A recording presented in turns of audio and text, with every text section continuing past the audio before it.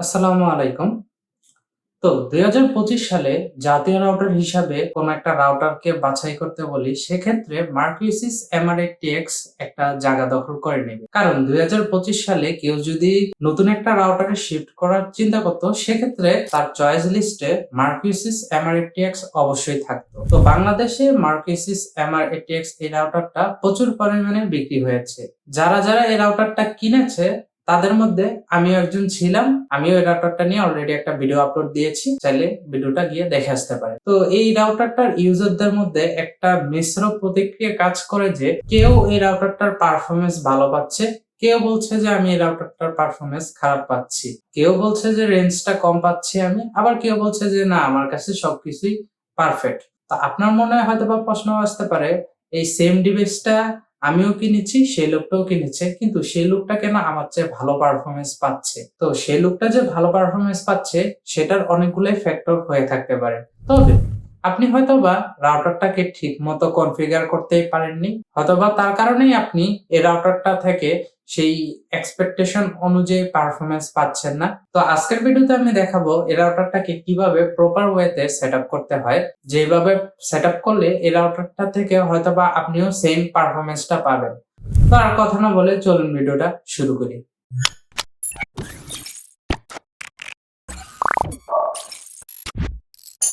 তো রাউটারটিকে যারা already configure করে ব্যবহার করছেন তাদের আমি রিকমেন্ড করব রাউটারটিকে একবার ফ্যাক্টরি রিসেট করে নেবেন। তো ফ্যাক্টরি রিসেট করার আগে আপনার রাউটারটির অ্যাডমিন পেজে প্রবেশ করতে হবে। প্রবেশ করে তারপর আপনার ইন্টারনেট সেটিংসে চলে যেতে হবে। ইন্টারনেট সেটিংসে যাওয়ার পর PPPoE ইউজার নেম আর পাসওয়ার্ডটা তো সেটার স্ক্রিনশট নিয়ে রাখবেন। তারপর আপনি রাউটারটি দুইভাবে রিসেট করতে পারবেন, হয় ডাইরেক্ট ফার্মওয়্যার থেকে, না হলে আপনি রাউটারের পেছনে একটি বাটন থাকবে, সেই বাটনটিকে আপনি 10 সেকেন্ডের মতো চিপে ধরে থাকবেন। তখন এক পর্যায়ে রাউটারটির যে এলইডি লাইটটা সেটা ব্লিঙ্ক করা শুরু করবে। সেক্ষেত্রে আপনি বুঝে নেবেন রাউটারটি সাকসেসফুলি রিসেট হয়ে গেছে। আর রাউটারটির পেছনে যে স্টিকারটা আছে সেই স্টিকারটার একবার ছবি তুলে নেবেন। তো আপনি যে এই স্টিকারটার ছবি তুলেছেন, তো এই ছবিটা কেন দরকার লাগবে ভিডিওর সামনে দেখাচ্ছি আমি। তো আমি একটু আগে যে বলেছিলাম রাউটারটার পেছনের যে স্টিকারটা আছে সেটা ছবি তুলে রাখার জন্য, তো সেটা দরকার লাগবে এখন। তো রাউটারটাকে রিসেট করার পর আপনি যখন রাউটারটার সাথে কানেক্ট হতে যাবেন তখন খেয়াল করবেন রাউটারটার দুইটা এসএসআইডি ক্রিয়েট হয়ে যাবে। তো এই এসএসআইডিটার সাথে যখন কানেক্ট হতে যাবেন তখন দেখবেন যে এখানে পাসওয়ার্ড চাচ্ছে। তো এখানে কানেক্ট হওয়ার জন্য যে পাসওয়ার্ডটা সেটাই মূলত পাবেন রাউটারের পেছনে যে স্টিকারটা আছে সেখানে। তো আপনি সেই পাসওয়ার্ডটা এখানে দিয়ে দিবেন। দিয়ে দেওয়ার পর নেক্সট এ ক্লিক করলে এই রাউটার এসএসআইডির সাথে কানেক্ট হয়ে যাবে। আরেকটা কথা, আমি যাতে আপনাদের ভালোমতো এক্সপ্লেন করতে পারি সেক্ষেত্রে আমি ল্যাপটপ দিয়ে রেকর্ড করে দেখাচ্ছি। তার মানে এই না যে আপনাদের সেটআপ করার জন্য রাউটারটাকে ল্যাপটপের প্রয়োজন হবে। আপনি এখানে দেখানো প্রসেসগুলো সেম টু সেম মোবাইলেও এপ্লাই করতে পারবেন। জাস্ট আপনাদের যাতে বুঝতে সুবিধা হয় সেক্ষেত্রে ল্যাপটপ দিয়ে দেখাচ্ছি। তো এখন আমাদের যে কোনো একটা ব্রাউজারে চলে যেতে হবে। তো ব্রাউজারে যাওয়ার পর আমাদের এখানে একটা আইপি টাইপ করে নিতে হবে, সেটা হচ্ছে যে 192.168.1.1।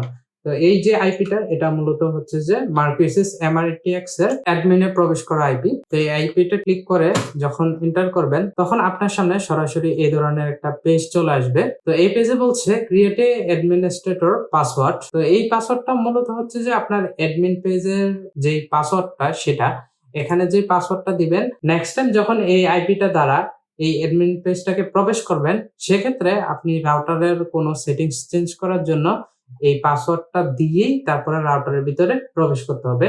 তো সেক্ষেত্রে আপনি এমন একটা অ্যাডমিন পাসওয়ার্ড দিয়ে রাখবেন যেটা স্ট্রং হবে প্লাস আপনার সহজে মনে থাকবে। আর হ্যাঁ, এখানে আরেকটা কথা, অ্যাডমিন পাসওয়ার্ডটা অবশ্যই 8 সংখ্যা থেকে 32 সংখ্যার ভিতরে থাকতে হবে। তারপরে লেট গেট স্টার্টেড এই অপশনটাতে ক্লিক করে দিব। তারপর আমাদের এই যে কুইক সেটআপ পেজ সেখানে চলে আসবে। তো এখানে রিজনটা ইউনিভার্সাল থাকবে। অনেকে ইউনাইটেড স্টেট দিয়ে ফেলে। তো ইউনাইটেড স্টেটটা দেওয়ার ফলে হয় কি তাদের মোবাইলে এই রাউটারটার 5 গিগাহার্টজটা শো করে না। তো আপনার অবশ্যই রিজনটা ইউনিভার্সাল দিয়ে রাখতে হবে। তারপর আসবে টাইম জোন। তো এখানে অনেকেই এই ভুলটা করে থাকে, টাইম জোনটা যে কোনো একটাই দিয়ে দেয়। তো আপনি সঠিক টাইম জোন দিয়ে দিবেন। যেমন আমাদের টাইম জোন হচ্ছে যে ঢাকা, আপনি ঢাকা দিয়ে দিবেন। আপনি যদি সঠিক টাইম জোন না দেন সেক্ষেত্রে হবে কি এই রাউটারটার অনেকগুলো ফিচার্স টাইম ভিত্তিক হয়ে থাকে, যেমন অটো ফার্মওয়্যার আপডেট হোক, প্যারেন্টাল কন্ট্রোল হোক, তারপরে এলইডি লাইট অটো শিডিউল হোক, সবগুলোই এই টাইমের মাধ্যমে ম্যানেজমেন্ট হয়ে থাকে। আপনি যদি এখানে ভুল টাইম সিলেকশন করে দেন, সেক্ষেত্রে সেই ফাংশন গুলা ঠিক মতো কাজ করবে না বা ভুলভাল কাজ করবে। আপনি অবশ্যই এখানে একটা সঠিক টাইম দিয়ে দিবেন। তারপর নেক্সটে ক্লিক করব। তো এখানে লেখা আছে সিলেক্ট কানেকশন টাইপ। তো আমি ভিডিওর প্রথমে যে বলেছিলাম, এই যে TPPoE যে কানেকশনটা, সেটার আইডি পাসওয়ার্ডটা নোট করে রাখার জন্য, তো সেই আইডি পাসওয়ার্ডটা মূলত এখানেই কাজে লাগবে। তো ধরেন আপনার জানা নাই আপনি কোন ধরনের কানেকশন টাইপ চালাচ্ছেন, সেক্ষেত্রে এই অটো ডিটেক্টে দিয়ে দেখতে পারেন আপনার কানেকশন টাইপ কোনটা। তারপর আমরা নেক্সটে ক্লিক করব। তো নেক্সটে ক্লিক করার পর এখানে সেই TPPoE এর ইউজার নেম এন্ড পাসওয়ার্ডটা দিয়ে নেবেন। আমি আমারটা দিয়ে নিচ্ছি। তো ইউজার নেম আর পাসওয়ার্ডটা দেওয়ার পর আমরা নেক্সটে ক্লিক করব। তো নেক্সটে ক্লিক করার পর আসবে পার্সোনালাইজেশন ওয়্যারলেস সেটিংস। তো এখান থেকে মূলত আপনি আপনার রাউটারের কি নাম দিতে যাচ্ছেন সেটা দিয়ে দিবেন। তো এখানে সর্বপ্রথম আসতেছে নেটওয়ার্ক নেম। তো এখানে যে নামটা দিবেন অবশ্যই আপনার রাউটারের সেই নামটাই হবে। তো এখানে আমি আমার মতো দিয়ে দিচ্ছি একটা নাম। তো এখানে একটা খেয়াল করেন, আপনি যখন এই নামটা টাইপ করবেন তখন 5 GHz অটোমেটিকলি এই নামের সাথে 5G লেখা চলে আসবে। তো আপনি ধরেন এই নামটা চাচ্ছেন না, আপনি 5 GHz এর জন্য আলাদা একটা নাম দিতে চাচ্ছেন, সেক্ষেত্রে করবেন কি, এই অপশনটাতে ক্লিক করে দিবেন। তো এই অপশনটাতে ক্লিক করে দেওয়ার পর আপনি আপনার মন মতো 5 GHz এর যে কোনো নামেই দিতে পারেন। আর এখানে যে পাসওয়ার্ডটা দিবেন সেই পাসওয়ার্ডটা সেম টু সেমই 5 GHz এর পাসওয়ার্ড চলে আসবে। এখন একটা কথা হলো যে, ধরেন আপনি এই ভেজাল চাচ্ছেন না, আপনার রাউটারের 2টা নাম থাকবে, নিজের মতো সুইচ করতে হবে 5 GHz এ, যখন দূরে চলে যাবেন আবার 2.4 GHz এ নিচ থেকে কানেক্ট করা লাগবে। আমি চাচ্ছি যে অটোমেটিকলি 2.4 GHz এ নিবে, অটোমেটিকলি 5 GHz এ নিবে এবং নাম একটাই থাকবে। সেক্ষেত্রে আপনি স্মার্ট কানেক্ট এই অপশনটা চালু করে দিবেন। তো এখন হবে কি, আপনি যে এই যে নামটা দিলেন আপনার রাউটারের, তো এই এক নামে 2টা ফ্রিকোয়েন্সি ব্রডকাস্ট হবে, মানে এই একটা নামে 2.4 GHz থাকবে, 5 GHz থাকবে। রাউটার অটোমেটিকলি সিলেক্ট করে নিবে কোন ডিভাইসটাকে 2.4 GHz এ দেওয়া লাগবে, কোন ডিভাইসটাকে 5 GHz এ দেওয়া লাগবে। তো পার্সোনালি আমি প্রেফার করি স্মার্ট কানেক্ট। এখানে আপনি আপনার মতো একটা পাসওয়ার্ড দিয়ে নেবেন। তো পাসওয়ার্ড দেওয়ার পর আমরা নেক্সটে ক্লিক করব। তো নেক্সটে ক্লিক করার পর এখানে আপনি একটু আগে যে TPPoE ইউজার নেম এন্ড পাসওয়ার্ডটা দিয়েছেন, তো সেই পাসওয়ার্ডটার মাধ্যমেই তো এই রাউটারটা ইন্টারনেট কানেকশনটা অ্যাক্সেস করবে। তো এখন রাউটারটা নিচ থেকে চেক করে নিচ্ছে যে আপনার সেই TPPoE ইউজার নেম এন্ড পাসওয়ার্ডটা সঠিক কিনা। যদি সঠিক হয়ে থাকে সেক্ষেত্রে রাউটারে এই পেজটা চলে আসবে, তার মানে আপনার রাউটারটা সাকসেসফুলি ইন্টারনেট কানেকশন পাচ্ছে। তো এখানে আপনি যদি টার্ন অন অটো আপডেট এটা দিয়ে রাখেন, সেক্ষেত্রে হবে কি, কোম্পানি যদি কোন একটা আপডেট এই রাউটারটার জন্য রিলিজ করে, এই রাউটারটা অটোমেটিকলি সেই আপডেটটা রাত 3টা থেকে শুরু করে 5টার মধ্যে যখনই কোনো ইউজার কানেক্ট না থাকবে এই সময়ের ভিতর, তখনই রাউটারটা অটোমেটিকলি ফার্মওয়্যারটা আপডেট নিয়ে নেবে। কিন্তু আমি প্রেফার করি যে এটা নট নামে রাখা। কারেন্ট কখন যায় কখন আসে কোনো সিউরিটি নাই। ধরেন 3টার দিকেই ফার্মওয়্যারটা অটোমেটিকলি আপডেট নিল, সেই সময়টাতে আপনাদের কারেন্টটা চলে গেল, সেক্ষেত্রে রাউটারটা টোটালি ডেড হয়ে যাবে। তো পার্সোনালি আমি এই অটো আপডেটটা অফ করে রাখি। যদি আপনাদের এখানে কারেন্ট রিলেটেড সমস্যা না হয় বা ইউপিএস থাকে, সেক্ষেত্রে আপনি অটো আপডেটটা চালু করে রাখতে পারেন। তারপর নেক্সটে ক্লিক করব। নেক্সটে ক্লিক করার পর এখানে লেখা থাকবে সাকসেস, তার মানে আপনার রাউটারটা সঠিকভাবে কনফিগার হয়ে গেছে। আপনি নেক্সটে ক্লিক করে দিবেন। তো নেক্সটে ক্লিক করার পর এখানে যাবে গেট মার্কিউসিস ক্লাউড আইডি। আপনাদের যদি মার্কিউসিস অ্যাকাউন্ট খোলা থাকে, সেক্ষেত্রে আপনি আপনার মার্কিউসিস অ্যাকাউন্টটা দিয়ে দিবেন। তো এখানে এটার কিউআর কোডটা দেখাবে, আমরা এটার দরকার নেই, আমরা স্কিপ করে দিব। তো এখানে লেখা আছে অল সেট। তো আমরা ফিনিশে ক্লিক করব। তো ফিনিশে ক্লিক করার পর এখন আমরা চেক করে নেই আমরা যে নামটা দিয়েছি সেই নামটা আসছে কিনা। এই যে দেখেন, আমি একটু আগে যে নামটা দিয়েছিলাম আমার রাউটারে সেই নামটা চলে আসছে। সেই পাসওয়ার্ডটা দিয়েও কানেক্ট হয়ে দেখি, এই যে সেই পাসওয়ার্ডটা দিয়েও কানেক্ট করেছি, রাউটারটার সাথে কানেক্ট হয়ে গেছে। আমি এখন একটু ল্যান কেবলটা খুলে দেখাই ইন্টারনেটটা আসলে কনফিগার হয়েছে কিনা। আমি একটা ওয়েবসাইট ভিজিট করে দেখাচ্ছি, ইউটিউব। এই যে আমি ইউটিউব ভিজিট করতে পারছি, তার মানে রাউটারটার মধ্যে আমি সাকসেসফুলি ইন্টারনেটটা কনফিগার করতে পেরেছি। তবে এখনই হচ্ছে ভিডিওর সবচেয়ে মেইন পার্ট, যে এই রাউটারটা জাস্ট এভাবে সেট আপ করলে হবে না। এই রাউটারটার ভিতরে হিডেন কিছু সেটিংস আছে যেগুলো বাই ডিফল্টে অফ থাকে। সেই সেটিংস গুলাকে আমাদের অন করে দিতে হবে, আবার কিছু সেটিংস কে অফ করে দিতে হবে। সেক্ষেত্রে আপনি এই রাউটারটা থেকে সর্বোচ্চ পারফরমেন্স পাবেন। তা রাউটারটা সেট আপ করার পর আপনি যখন আবার রাউটারটার অ্যাডমিন পেজে প্রবেশ করবেন, সেক্ষেত্রে রাউটারের এই যে পেজটা চলে আসবে। তো এখন আমাদের এখানে কোনো সেটিংস এ হাত দেওয়া লাগবে না। আমি এখন থেকে যে সেটিংস গুলা দেখাবো, জাস্ট ওই সেটিংস গুলাতে আপনারা যে সেটিংস গুলো চেঞ্জ করে আসবেন। তো সর্বপ্রথম আমাদের ওয়্যারলেস এর মধ্যে কিছু সেটিংস ইনেবল করতে হবে। তো যে সেটিংস গুলো হয়তোবা আপনি এতদিন অফ রেখেছেন, যার কারণবশত এই রাউটারটা থেকে সেই পারফরমেন্সটা পাচ্ছেন না। আমাদের সর্বপ্রথম এই যে শেষে অ্যাডভান্স অপশন, সেই অ্যাডভান্স অপশনে চলে যেতে হবে। তারপর এখানে থাকবে স্ট্যাটাস, একটু নিচে চলে গেলে এখানে থাকবে ওয়্যারলেস। তো ওয়্যারলেস এ যাওয়ার পর এখানে থাকবে ওয়্যারলেস সেটিংস। তো আমাদের এই ওয়্যারলেস সেটিংস এ আসতে হবে। তো এখানে দেখেন কি গুরুত্বপূর্ণ একটা জিনিস, আপনারা হয়তোবা সেই গুরুত্বপূর্ণ জিনিসটা চালু করেন নাই। তো এই অপশনটা বাই ডিফল্ট অফ থাকে, এই দুইটা অপশন। তো এখানে ওয়াইফাই 6 এর সবচেয়ে গুরুত্বপূর্ণ যে সেটিংসটা সেটা হচ্ছে যে ওএফডিএমএ। তো এই ওএফডিএমএ এর কাজটা কি আমি যদি সংক্ষিপ্তে বলি, তো এই ওএফডিএমএ মূলত হচ্ছে যে ওয়াইফাই 6 এর সবচেয়ে কার্যকরী যে সেটিংসটা সেটা। তো ওএফডিএম এর যদি আমি পুনরুক্তা বলি, orthogonal frequency division multiple access. তো এই যে সেটিংসটা, এই সেটিংসটা বাই ডিফল্টে অফ থাকে, অথবা আপনিও এতদিন এই সেটিংসটা অফ করে চালাচ্ছেন। তো আমাদের সর্বপ্রথম এই ওএফডিএম এর যে অপশনটা সেটা চালু করে দিতে হবে। তারপর থাকবে টিডব্লিউটি, এই অপশনটা চাইলে আপনি ইনেবল করে রাখতে পারেন বা অফ করে রাখতে পারেন। তো এই অপশনটা রাউটারের পারফরমেন্সের সাথে কোনো সম্পর্ক নাই। তো এই অপশনটার কাজ হলো যে আপনার মোবাইল ফোনের যে ব্যাটারি ড্রেনিং সেটাকে কমে আনা। তো আপনি এই অপশনটা চালু করে রাখলে তখন দেখবেন কি, আপনি যখন সকালে উঠে মোবাইলের ব্যাটারি চেক করবেন তখন দেখবেন কি আগে যেখানে 10% ড্রেন হতো এখন হয়তোবা জাস্ট 4% ড্রেন হচ্ছে। তো এখানে আরেকটা সেটিংস যেটা সিকিউরিটির জন্য অবশ্যই অনেক গুরুত্বপূর্ণ, সেটা হচ্ছে যে সিকিউরিটি এনক্রিপশন।